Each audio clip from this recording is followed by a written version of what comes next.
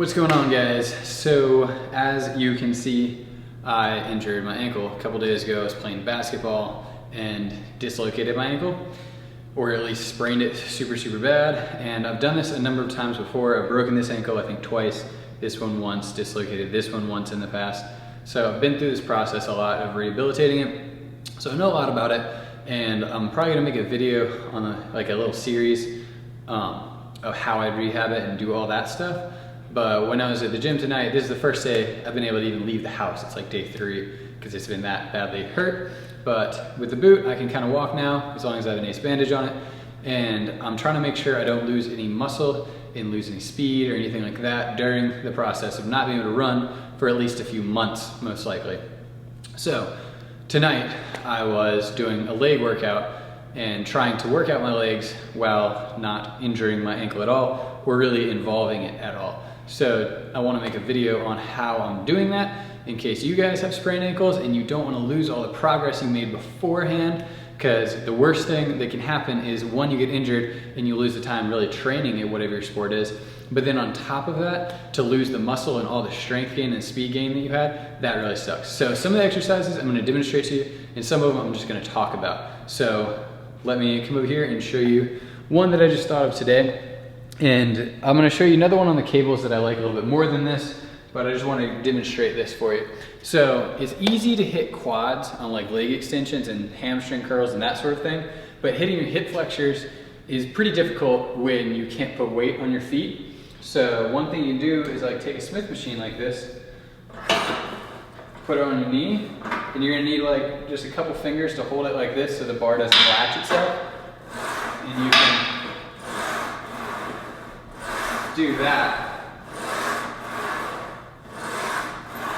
which is a crucial part of your legs that you need to train for speed, because you can't just work hamstrings, you can't just work quads and stuff and expect to still maintain your level of speed and athleticism and all that when you come back from your injury. So this is one that I like more. If you're not able to do this, then I suggest doing that, or just see whatever you like more. But I made a video about doing these before, just for the purpose of improving speed and leg turnover rate, because it is a really great exercise. But I want to show you how you can do this with a boot. Because if you sprain your ankle bad, first off, you need a boot. If you went to a doctor and they didn't give you one of these and it's a bad ankle sprain, you need to get one of these, because you're gonna end up turning it and re-injuring it in your sleep, and that's gonna really slow down the rehab process. And just walking on it, like if I didn't have this boot on, it would hurt really bad to walk. But the boot really locks it in so you can't move. It helps a lot. So we're kind of getting sidetracked, but it is important if you have an ankle injury. The other thing is make sure you get an ace bandage and wrap it up so that the blood can't pool in your ankle and cause more inflammation and swelling and all that stuff. So like right now, I could not walk around like this without an ace bandage. So let's move on to this. You're gonna take, my boot's so high, I gotta move this up. You're gonna take a little accessory piece like this, and normally you wrap it around your ankle, but I'm gonna try wrapping it around right here. I'm gonna pull it as tight as I can, strap the Velcro, and we're gonna see how this works. And you're gonna lean forward,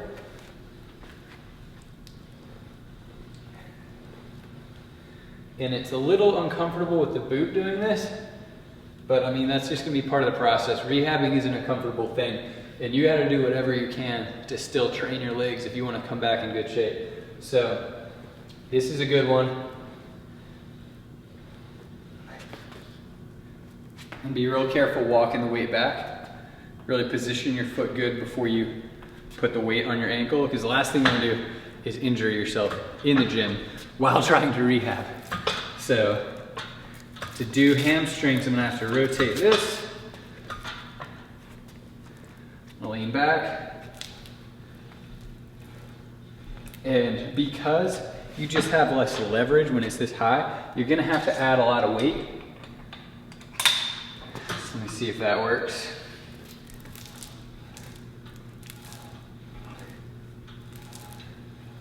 So yeah. So just a couple notes from that. That does work well, and that will be a good exercise to hit your hip extenders and your upper hamstrings and stuff if you can't do traditional leg workouts because you get a boot. But it will be kind of uncomfortable because it's right in that joint, but you might want to wear long pants or something like that to keep it from rubbing up against it so much. But definitely suggest that. Okay, so obviously this is gonna be one of your go-to exercises if you can't do squats and other traditional exercises that work your quads and just the front of your legs. So you're definitely gonna want a gym if you don't have this at home. This is leg extensions. A couple things I'll mention real quick. Make sure it's adjusted to your body. A lot of people don't adjust these things when they get on them. It adjusts in the back, which is very important. This adjusts the starting position of this, and then right here it's going to adjust up and down. So make sure it's in a comfortable position for you, and then put on a good bit of weight, especially if you're trying to maintain speed and athleticism. Don't go too light because your goal isn't hypertrophy. So go pretty heavy. It helps to hold on to the sides like this, just so your butt doesn't lift, especially if you're doing heavier weight. And I mean, it's pretty straightforward. You're just gonna do these, and you're able to do it because if you got an ankle injury right here, this thing rides right above it. So yeah, it's a really good exercise for that, but that's a basic one. So let's move on to some other ones that maybe won't be as easy to come up with when you're trying to figure out how to work your legs when you're injured. Okay, so when you see this exercise, you're going to think it's more of a core exercise, but if you know much about track and field and you know much about speed training, you're gonna know that a lot of times, especially with hip flexors, when you're training them, you're engaging your core at the same time because your core is very important and integral. It's an integral part of speed training and just being fast. So this exercise is gonna do both. All you're gonna do is get a bench like this. You kinda wanna slide your butt to the end of it. And another variation you can do of this is just laying flat ground and have someone throw your legs, but you're just gonna sit back like this, grab onto the bench behind your head, and there's a couple ways you can do it. You can just do single legs, or you can do both legs. This is one I kind of like to do, where at the bottom, I like swing it down right at the bottom. I snatch up hard. So, and you just snatch up as hard as you can. So figure out whichever variation of that works best for you. Now, something else I'm gonna mention, and I'm gonna see if I can find the video of this. I think I still have it. So I'll play that right now if I can, and then I'll tell you what I'm doing. You get in a pool, you sit on the edge of the pool, you're gonna put your arms on the side of it, so your upper body's out of the water, just your legs are in the water, and then you're gonna cycle them like you're running underwater, and what that does is it's going to hit all the little muscles in your legs and get them used to going through that running cycle, because just working out in the gym is not the same as actually running and training. So pool exercises like this are a really, really good substitute when you can't put weight on your foot.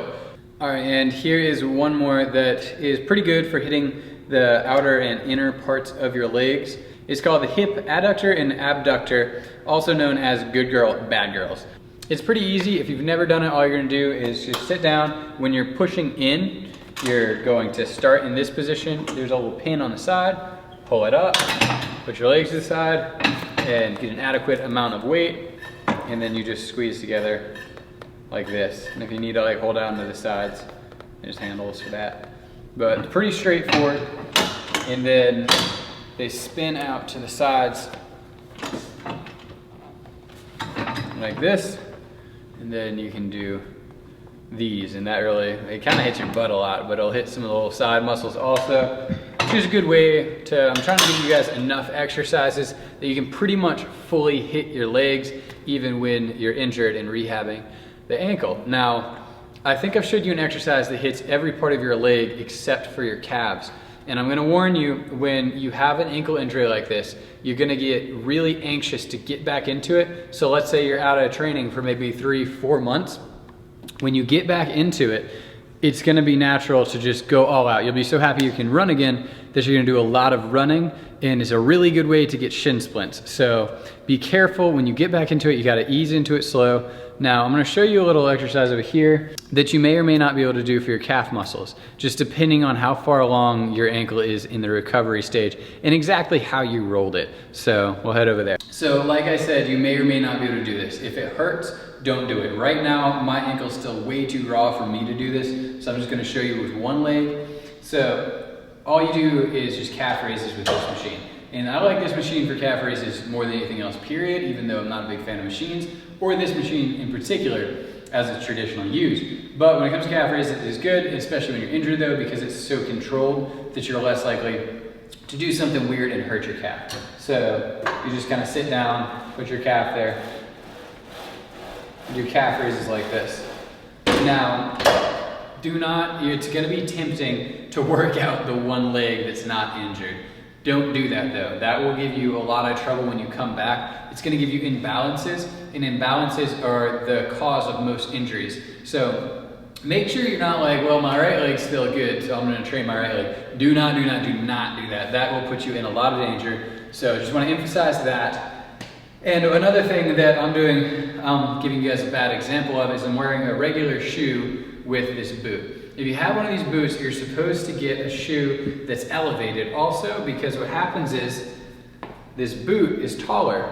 And so you'll notice my hips are offset, and that actually creates imbalances in your back and in your hips that will last with you after you get healed and rehabbed and you get your ankle fixed. So you want to be really careful of that. Try to get a boot that raises your other side up so you're walking essentially on even ground.